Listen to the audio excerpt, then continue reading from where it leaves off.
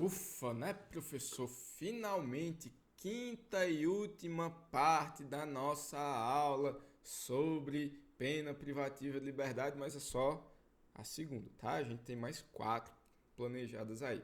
Nem que a última a gente estoure um pouquinho o tempo ou seja mais curtinha.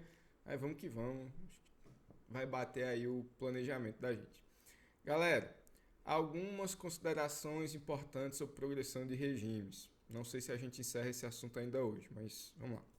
Primeira consideração importante, a questão da progressão per salto, por saltos. Professor, o que é isso? Seria ir direto do regime fechado para o aberto. Pode isso, Arnaldo? Perguntaria o Galvão. Pois é. Em tese, em regra, não. Não é permitido. A ideia é um passo a passo. Então, daquela situação de completa privação para uma outra situação ali onde existe a possibilidade de um regime ainda grave, um rigor penitenciário somado ali a um momento de possibilidade de participar de um curso, uma possibilidade de uma saída, uma possibilidade ali de um trabalho, assim, uma maior facilidade com trabalho em âmbito externo. Legal. Acontece, pessoal, que infelizmente o nosso regime carcerário privilegiou a construção das penitenciárias de regime médio e alto, assim, de média e alta segurança, máxima segurança, né, professor? E esqueceu das colônias agrícolas, das colônias industriais e de estabelecimentos semelhantes.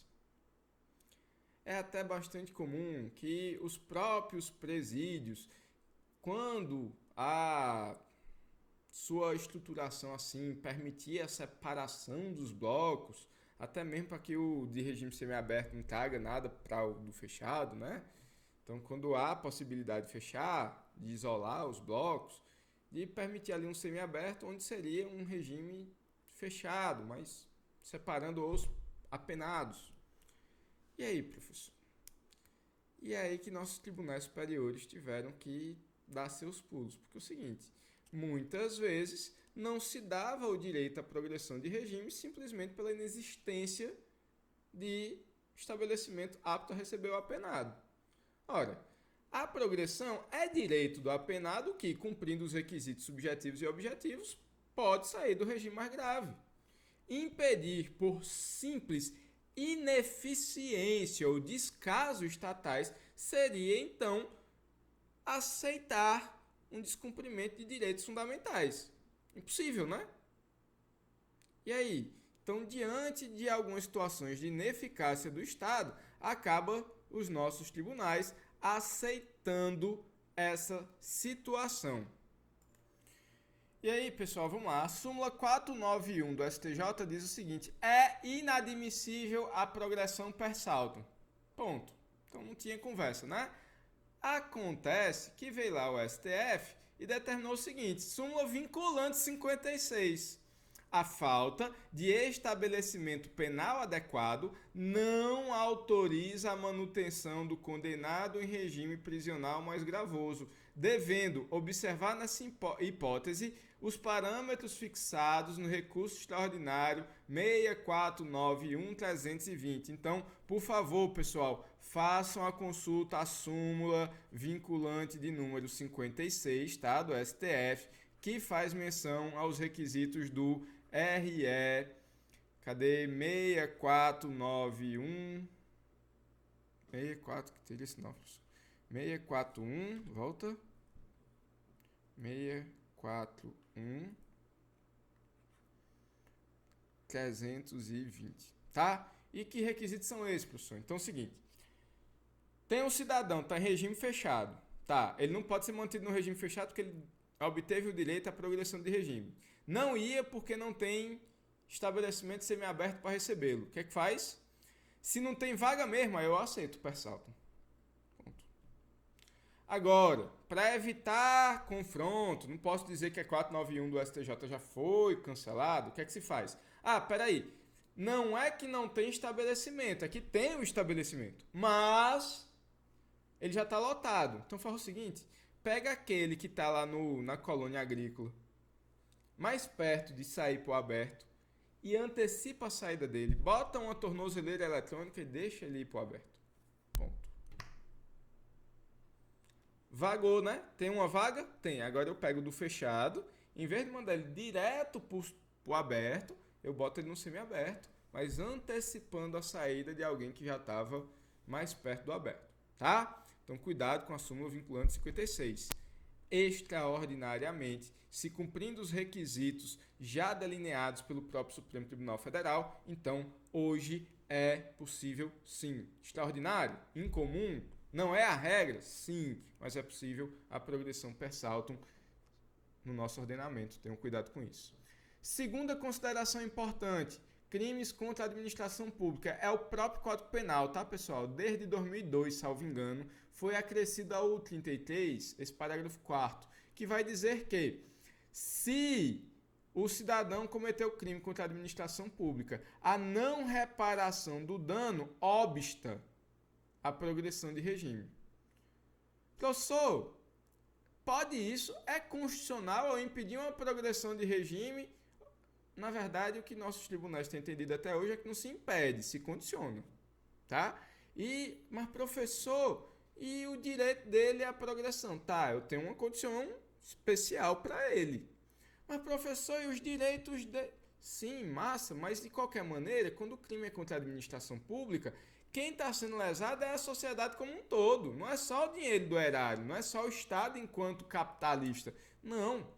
O dano é contra a população como um todo. Então, olha, você quer ter progressão de regime, cometer o crime contra a administração? Ressarça o erário pelos danos causados por você. Tá? Pode ser que venha a ser julgado depois inconstitucional, afastado, perder a aplicação? Quem sabe, né?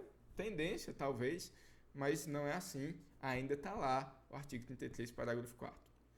Além do mais, cuidado, porque há inclusive quem fala que é uma prisão civil. E não é o caso, a progressão de regime é um direito, está bem previsto, até em tese na Constituição, que vai falar ali da reinserção do cidadão, do apenado, mas que essa reinserção poderá ser condicionada por força de lei, tá? Nos crimes hediondos, galera, lembro a vocês que crimes hediondos tá lá na artigo 112, nos incisos, pode ser 40, 50, 60 ou 70% da pena para que se tenha acesso à progressão de regime, né? 40% quando ele não for reincidente em crime hediondo, né? O mais brando, que é a mesma coisa que era antes, que era 2/5, né? Então 2/5, 1/5 é 20%, 2, 40%, tá? Se ele for reincidente em crime hediondo, continua ali 3/5, 60. Agora, se houve resultado morte, aí ou é 50 ou é 70. Isso é bem diferente do que existia antes, tá? Mas não é isso que eu quero abordar exatamente na aula de hoje, até porque a gente já está nos momentos finais, nos últimos minutos, tá? O que eu quero chamar a atenção de vocês sobre progressão de regime em crimes hediondos, primeiro, é que, inicialmente, quando a lei dos crimes hediondos surgiu, crime hediondo tinha que ser cumprido integralmente em regime fechado. Sabe o que foi que aconteceu?